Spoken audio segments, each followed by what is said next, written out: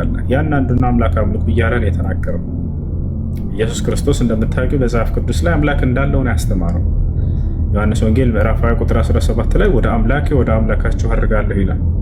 ኤፌሶን ምዕራፍ 1 ቁጥር 3፣ ኤፌሶን ምዕራፍ 1 ቁጥር 17 ላይ ልክ እንዲሁ የኢየሱስ ክርስቶስ አምላክ ይባረክ ይላል።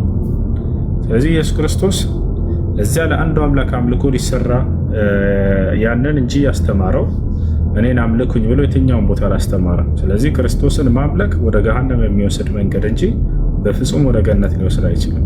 ይልቁንስ የክርስቶስንም የአብርሃም የኢስሐቅ የያዕቆብንም አምላክ አንዱን አምላክ ማምለክ ወደ ገነት የሚወስደው እሱ ነው።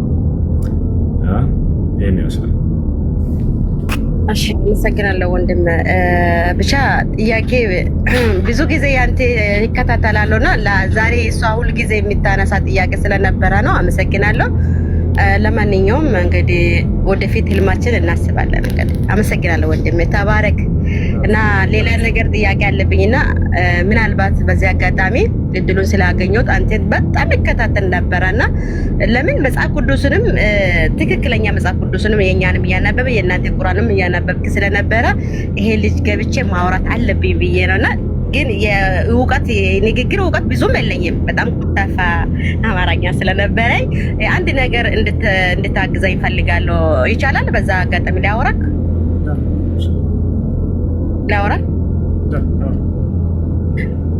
ነው። በቃ ይሄ እዚህ ላይ እሱ አይችልም ምናምን እያለች ናት። እንግዲህ ከእግዚአብሔር በታች አንተም ብታግዘኝ ጥሩ ነበረ፣ ግን እሷ ነው እያለች ናት።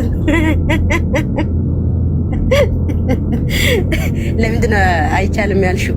ቆይ በቃ የኔ ውስጥ ላይ ያለ ጥያቄ ላወራ፣ ምንም ችግር የለም። እሷ ታይ ያለች ናት፣ ግን እኔ ላወራ። እውነቴን ነው የምልህ ወንድሜ፣ አንድ ነገር የተቸገርኩት ነገር ነበረ። እሱም ገንዘብ እርዳታ አይደለም። ኦኬ፣ እኔ ተወልጄ ያደኩት ወደ ደቡብ አካባቢ ወደ ውሳና ነው እና ተወልጄ ያደኩት፣ ግን አሁን ለጊዜ ያለው ዱባይ ነኝ። ስደት ነኝ።